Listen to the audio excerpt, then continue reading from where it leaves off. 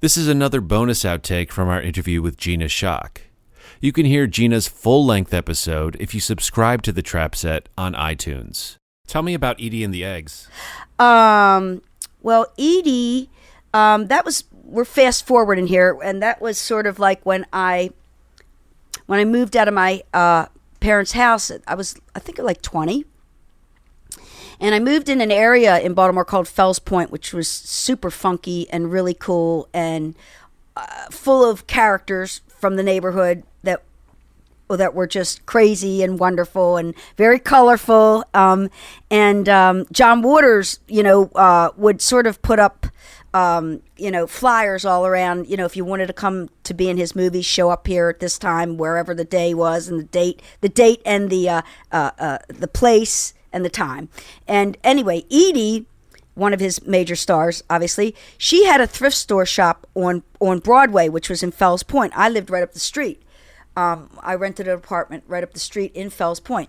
So I would go down and see her quite a bit. I'd just stop in the thrift store and say, "Hey, Edie, how you doing?" She'd be like, "Oh, Gina, I'm putting together a punk rock band. You want to be in it?" And I was like, "Sure, Edie." And were you into punk rock at the time? Oh yeah. Oh sure, man. I was in a band. I was in like Baltimore's first new wave punk rock band called Scratch and Sniff. And actually our manager was a girl named Chris Mason, and she did all the hairdos for all John's films. Okay. And that's sort of how I got introduced to that whole scene as well.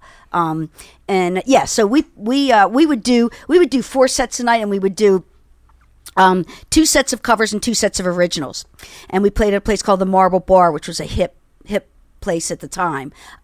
So anyway, that was a punk band, slash a new wave band, Scratch and Sniff. And then there was Edie's band that I became a part of, and she just like asked different people, and we put together this band. It was 3 girls, and then Edie in the front, bass, drums, guitar, and so we just toured. But what was really cool is that we got to go to New York, and we played Max's Kansas City. Yeah. And then we flew to LA, and we did 3 nights at the Newark, and then we flew to San Francisco and did a night at the Warfield. Yeah.